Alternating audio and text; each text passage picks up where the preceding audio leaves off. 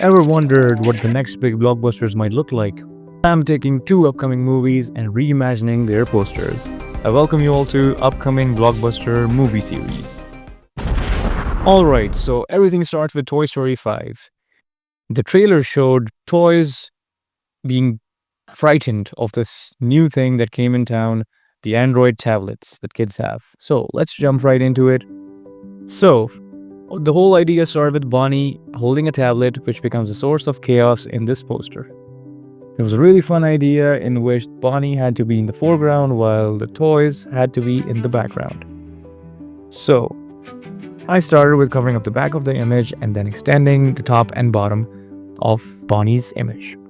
Then after that, Bonnie's expression was kind of neutral, so I had to change it to a smiling face where she looked very excited and had a playful expression while looking at the Android tablet. Then I had to select the right side of the image and fix it up a little bit so that I could balance the upcoming elements on the right side of this poster. After the room was fixed, I brought in the toys. Toys had to be the main focus of this poster, and in order to do that, I had to select them out and place them within a door.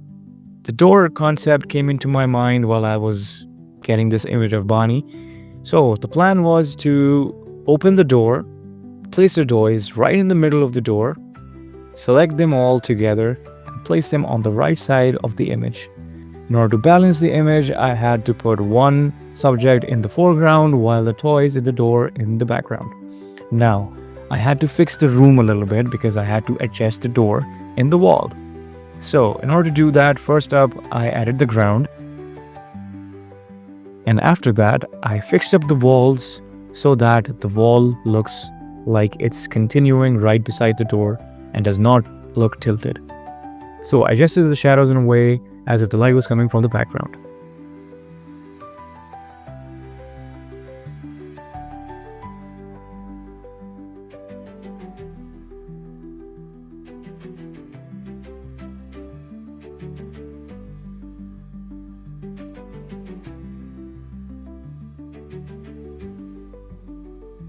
After that, I had to place in a shape in which I would later on add in a background and the light source.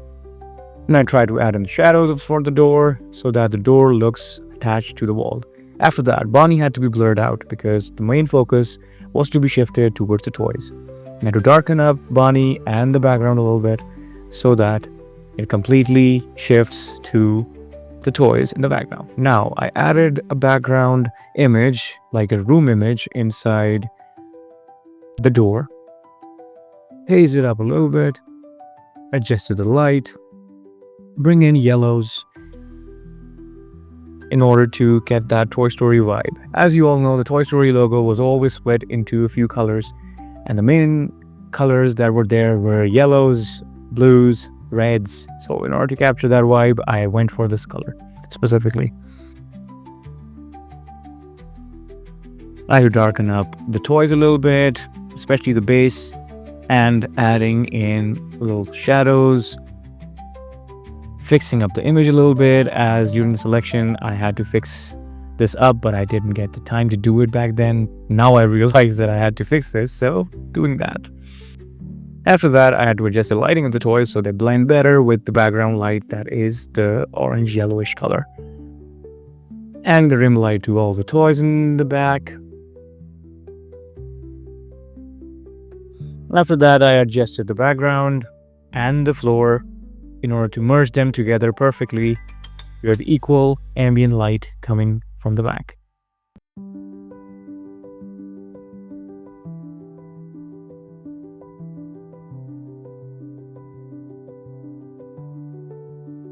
After that, the logo had to be added, and the logo, once added, made the poster look complete. Added the shadows at the bottom, and this is the final look of the poster. Here you go.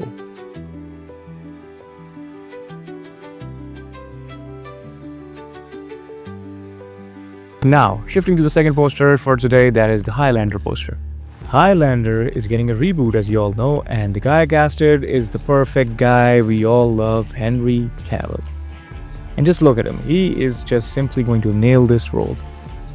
So first on, we bring Henry Cavill. We start with his face, select him out, and then bring in Kratos from God of War.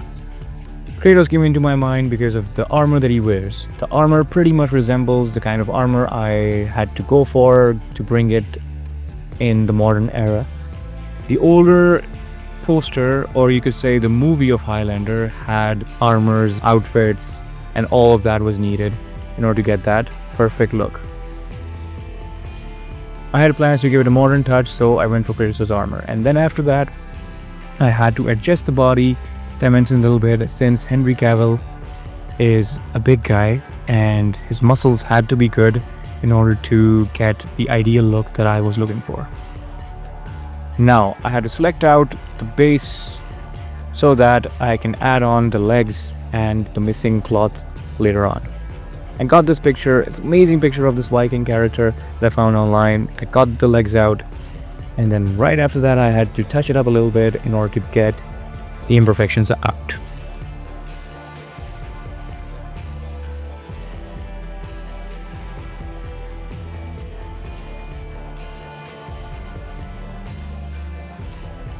Once the imperfections were all cleared out, I went for the swords.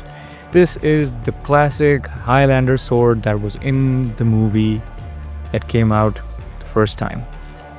So in order to do that, I had this pose in mind and had to adjust the sword in an angle. After that, I went to the neck and adjusted a little bit more so that it perfectly blends with the overall pose.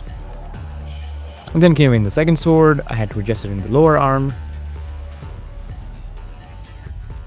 Now I went straight for the hair. I had to make longer hair as Henry Cavill has nowadays, and of course the Highlander character had back then.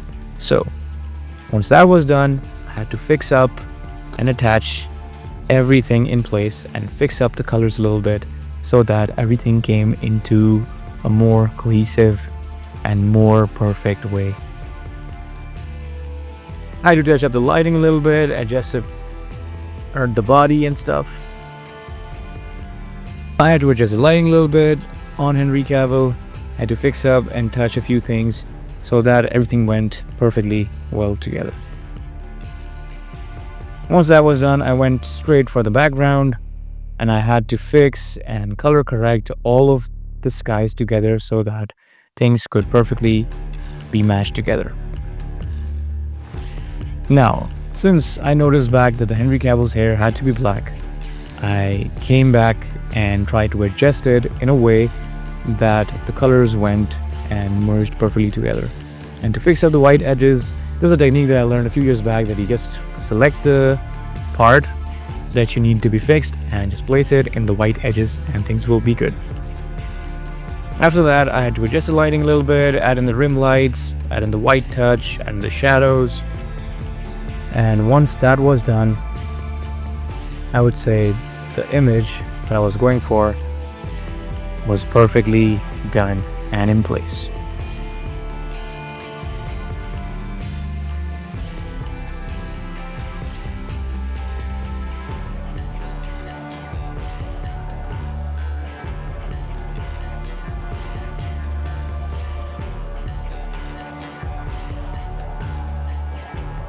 And there you go. There we have the Highlander poster that is now right in front of you guys. What do you guys think? How did these upcoming posters came out, and do they perfectly deliver? Thank you all for watching, and I hope to see you again soon. Thanks.